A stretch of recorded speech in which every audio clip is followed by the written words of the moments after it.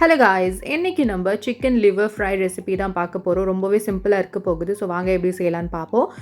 நான் இங்கே 1/2 kg ஈரல் எடுத்திருக்கேன். அது நல்ல மஞ்சள் பொடி போட்டு வாஷ் பண்ணிக்கோங்க. அப்போ அவ்வளோ கவுச்சி ஸ்மெல் வராது.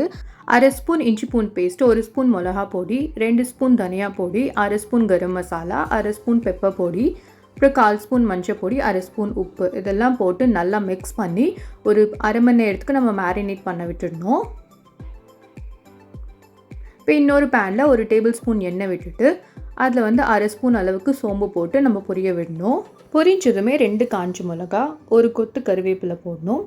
போட்டுட்டு 1 கைப்பிடி அளவுக்கு நான் இங்கே சின்ன வெங்காயம் யூஸ் பண்ணியிருக்கேன். நீங்கள் பெரிய வெங்காயமும் யூஸ் பண்ணலாம். சின்ன வெங்காயம் யூஸ் பண்ணால் இன்னுமே டேஸ்ட் நல்லாயிருக்கும். ஸோ இது போட்டு லைட்டாக ப்ரௌனாக வர வரைக்கும் நம்ம வதக்கணும். வதங்கின உடனே நம்ம மேரினேட் பண்ணி வச்சுருந்த ஈரல் இதில் போட்டு ஹை ஃப்ளேமில் 2 நிமிஷத்துக்கு நம்ம வதக்கி விடணும். அதுக்கப்புறம் மீடியம் ஃப்ளேமில் நம்ம மூடி போட்டு 10 நிமிஷம் வேக விடணும்.